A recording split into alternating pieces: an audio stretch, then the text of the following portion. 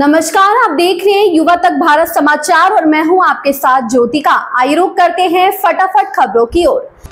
America में राष्ट्रपति चुनाव में डोनाल्ड ट्रंप की जीत के बाद भारत में इस बात की चर्चा है कि ट्रंप के कार्यकाल में भारत के साथ अमेरिका के रिश्ते कैसे रहेंगे। अधिकतर विशेषज्ञों का मानना है कि भारत की मौजूदा आर्थिक ताकत और भू राजनीति में इसकी अहमियत को देखते हुए भारत और अमेरिका के संबंधों में और बेहतरी होने की ही संभावना है।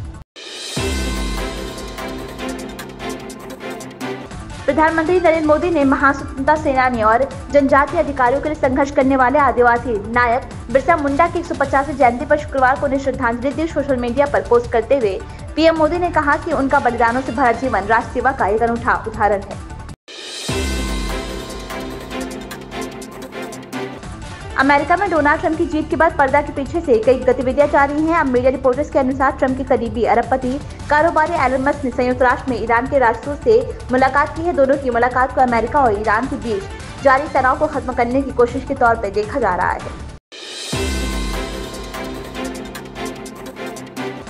अमेरिका की एक अपीलीय अदालत ने गुरुवार को नवनिर्वाचित राष्ट्रपति डोनाल्ड ट्रंप को बड़ी राहत देते हुए उनके खिलाफ चल रहे गोपनीय दस्तावेज के मामले पर रोक लगाने को मंजूरी दे दी है। साल 2020 में चुनाव हारने के बाद व्हाइट हाउस छोड़ते हुए ट्रंप पर गोपनीय दस्तावेजों से छेड़छाड़ का आरोप लगा था।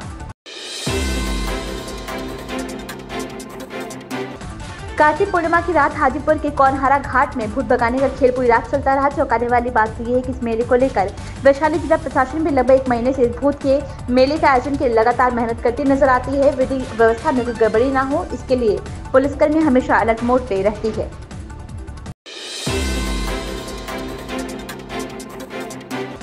उद्धव ठाकरे और उनकी पार्टी पर तंज कसते हुए फडणवीस ने कहा कि राहुल गांधी को तो भूल ही जाइए। खुद उद्धव ठाकरे की पार्टी ने भी उन्हें हिंदू हृदय सम्राट कहना बंद कर दिया है और शिवसेना प्रमुख बाला साहेब ठाकरे कहकर संबोधित करते हैं।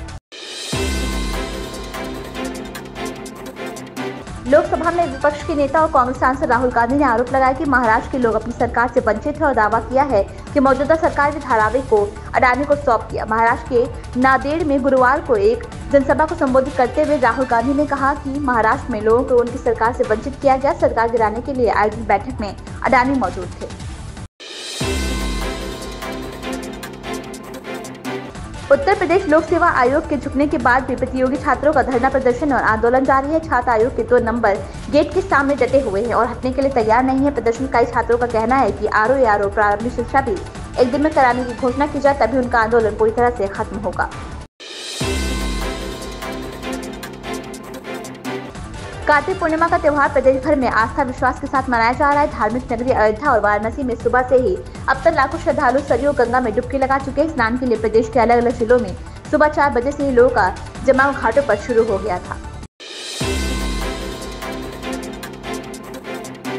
यूपी में मौसम तेजी से गिरावट ले रहा है। शुक्रवार को लखनऊ की सुबह घने कोहरे में लिपटी रही। इसके साथ ही तापमान में भी गिरावट दर्ज की गई। सुबह ऑफिस जाने के लिए लोगों ने स्वेटर और जैकेट पहने नजर आए। कोहरा इतना घना रहा कि वाहनों के आवागमन के लिए लाइटें जलानी पड़ी। इन खबरों में बस इतना ही। बने रहिए युवा तक भारत समाचार के साथ।